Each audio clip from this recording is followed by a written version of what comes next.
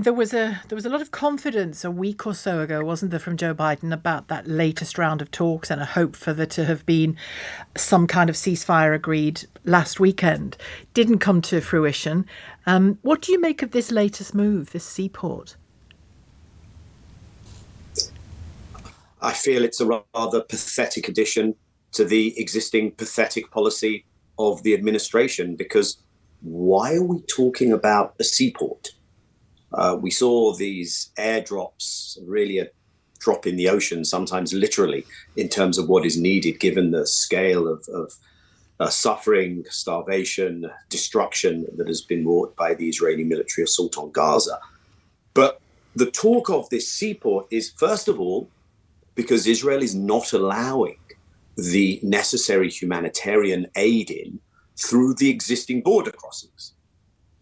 But the reason you need that aid to come in, whether it's through border crossings or through seaports that will have to be constructed, have to be defended in an active war zone, is because the destruction continues, despite the overwhelming doesn't even get close evidence of the extent to which Israel has not taken Palestinian civilian life seriously. 90% displaced, most of the housing stock destroyed, all the infrastructure destroyed, 30,000 people plus, 12,000 children, no shelter, terrible humanitarian conditions. And all of this is made possible, and this is the incredible disconnect, all of this is made possible by American weaponry. So we're sending in a little bit of aid and perhaps creating a port, don't know how it's going to really work, in order to make good on what American weapons are destroying. And on the same day as that SOTU State of the Union speech, there were reports yesterday in both the Washington Post and the Wall Street Journal on the extent of the ongoing supplies of weaponry. 23 billion's worth still in the pipeline, 100 different, and this is interesting just for a moment, 100 different channels of weapons supplies, tank shells, heavy artillery, 2,000-pound bombs, JDAMs. Why are they divided into 100 different supplies? Because if in any particular disbursement of weapons you meet a certain level, then you have to go to Congress with that. So what those reports in the American press were showing, that the administration is deliberately avoiding transparency and accountability for what it is sending. So it is enabling the damage and then trying to cover up. And I think sometimes people assume the public are dumb. The public are not always dumb, and they see right through them. America might well say back to you, or Netanyahu's administration might say back to you there, well, look, you can still wage a war on Hamas and still want to protect innocent civilians in that process. That's made difficult, without any doubt, by the way that Hamas places itself and the way where it is in inside Gaza. Do you think, though, that this seaport, given all you've said there, the fact of it, do you think it, in a way, is an admission of defeat about the talks and the ceasefire? Because if Hamas interprets it that way, we're in trouble, really, aren't we? Well, I say we're in trouble. The people of Rafah in particular are in trouble.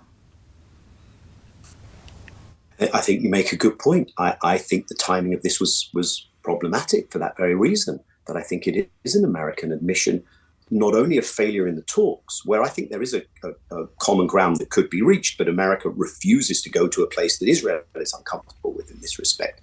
But I think it's also an admission of failure by the US that it will not use the real leverage at its disposal that I just discussed and mentioned vis-a-vis Israel. And I think, therefore, it's not just a signal that it sends to Hamas, it's what signal does this send to Israel? Israel is blocking the humanitarian aid, and they're saying, well, we'll accept that you're blocking it. And can I say now, to you... And I do have to correct, this idea that it's really difficult not to kill civilians. Well, let's just look at what the very first thing the Israelis said after October 7th, and that was a violation of international law. But the very first thing Israel did was to commit itself also to violating international law, because it said we will stop all food, fuel, water, electricity, food to the Palestinians, to the civilian population. To the whole place, Israel, to the whole place, failed to distinguish. That's why Israel's up in the International Court of Justice on the plausible crime of genocide with provisional measures to prevent genocide, which Israel has ignored. Israel, I have to say it, I don't know. I genuinely have no idea which is true and which isn't. And if you feel you do, please say so. But the Israeli government has said time and time and again this week, more lorries than ever of aid have got through, especially in northern Gaza where there is that intense need. Once it's in the hands of UNRWA, things go wrong. That's the Israeli contention. What do you say to that? Yeah, and the Israelis have lied time and again. They've been caught lying. Every UN agency has said they're lying. Most governments in the world have said they're lying. About what? The International Court of Justice have said they're lying. But about what? About the provision of aid, and about what is done with that aid. We've caught this government showing videos from a hospital where it says, here are the lists of the terrorists. The translation into Arabic was days of the week. I mean, it's not even sophisticated lying. It's been palpably embarrassing at times. Really, I'm embarrassed for them. So Biden has announced this seaport. He says work is ongoing to get to some kind of ceasefire, a longer ceasefire. If that doesn't come off, what happens next? Because the move that you want America to make would be a very stark moment, wouldn't it? I mean, I'm sure for every Gazan it would be a very welcome moment, and for Hamas it would be a welcome moment, unfortunately, because they're at war with each other here at that level. Can you envisage that happening? Because the withdrawal of every weapon from Israel is room for Hamas, is how Netanyahu will frame that, possibly correctly. So what I am saying is the first step should be to adhere to American law, actually, and desist from providing weapons in a situation in which violations of international law and international humanitarian law and of the Leahy Amendment, which is a detail, but it says what American weapons can be used for. So I'm saying simply adhere to your own rules. Now, you say this would be a win for Hamas. It would, of course, be good for the civilians of Gaza. I would say this is also a win for the hostages who are being held, because then we might actually get a hostage release deal that leads to the ceasefire.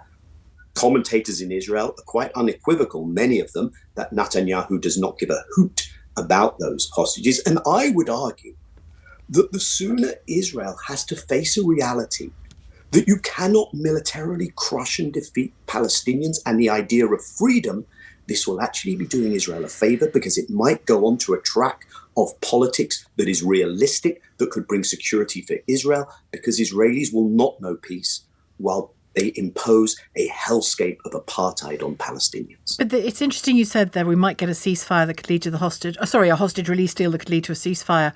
It's hard to know which way around that works, isn't it? Because a ceasefire from both sides should facilitate a hostage release and the prisoner swap that we've seen previously, hopefully a fuller one.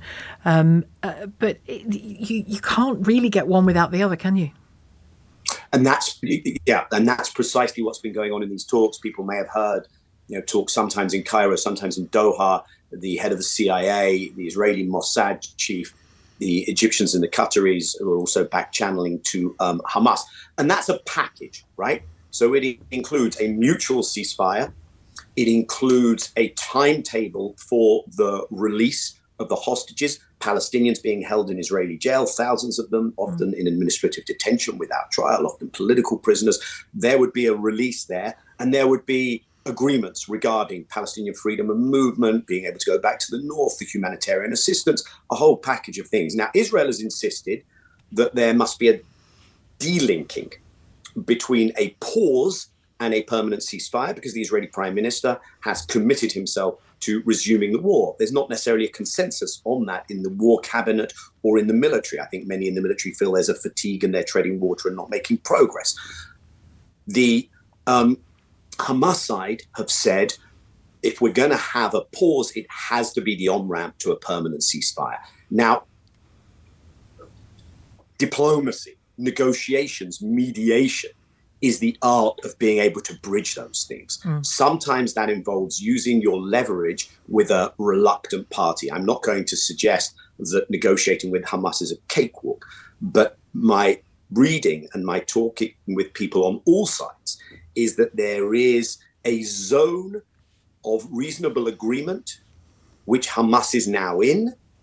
And there is a disagreement on the Israeli side between the maximalism of the prime minister, which prevents that, and perhaps some openness in other quarters, which would allow it. And unless the Americans or others, and there are questions in this country as well regarding the legality of the continued sale of weapons to Israel. Well, unless Israel has, unless that Israeli equation changes, I think we are stuck, and we could be in this for look. We've entered month 6, Sheila, and we could unfortunately be in this for even longer. Yeah, and just for the record, Israel says on that, you call it maximalization, Israel says it can't re-enter these negotiations meaningfully until Hamas, just so people know, till Hamas removes what Israel regards as an unreasonable request to insist that they end the war that they've engaged Hamas in. And that's the difficulty. Well, go on, you want to come back? I'll leave that to your viewers. So what we're saying is Hamas is saying permanent ceasefire. Israel is saying it's unreasonable to have a ceasefire. Just leave that hanging there. The Israeli position is because they have forever. A war aim. They had not war forever. War till they defeated Hamas is what they say. Just for the record, Daniel, thank you very much indeed for joining me today. Daniel Levy, president of the US Middle East Project and former peace negotiator and advisor to several Israeli prime ministers.